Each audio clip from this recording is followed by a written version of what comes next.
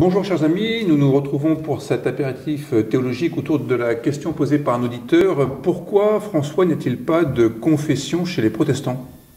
Je pense qu'il y a une confession. Au cours du culte, il y a la confession des péchés, il y a les confessions de foi. Donc il y a bien une confession. Ou même plusieurs confessions. Plusieurs confessions chez les protestants. Elle n'est peut-être pas vue de la même manière que chez les catholiques, puisqu'il n'y a pas la confession dans un confessionnal où le croyant, le catholique, le croyant vient se confesser auprès du prêtre. Ça n'existe pas chez nous, effectivement.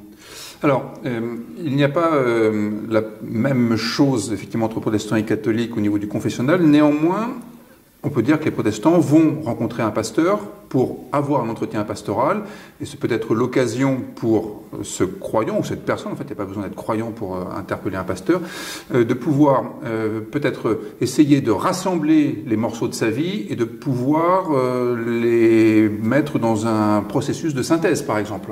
Mais le pasteur encourage, je pense, la personne qui vient le voir au cours d'un entretien pastoral, à exprimer des choses, mais le pasteur n'est pas là pour intercéder entre Dieu et celui qui fait la visite. Et la personne qui vient se confesser ou dire ce qu'il pense à son pasteur, finalement, il se confesse directement à Dieu et non pas au pasteur. Voilà. Il y a dans le protestantisme l'idée qu'on est soi-même directement face à Dieu sans intermédiaire, le fameux Coram Deo de Martin Luther. Et le pasteur n'est pas là pour que quiconque établisse la liste de toutes ses fautes de manière à avoir l'absolution à la fin. Ça, cette confession du péché, c'est-à-dire prendre conscience de sa situation de pécheur et pas forcément la confession des péchés avec la liste de toutes les fautes, toutes les erreurs, etc.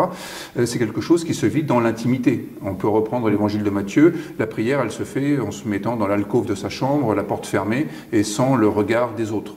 Elle se fait dans l'intimité la plus stricte finalement.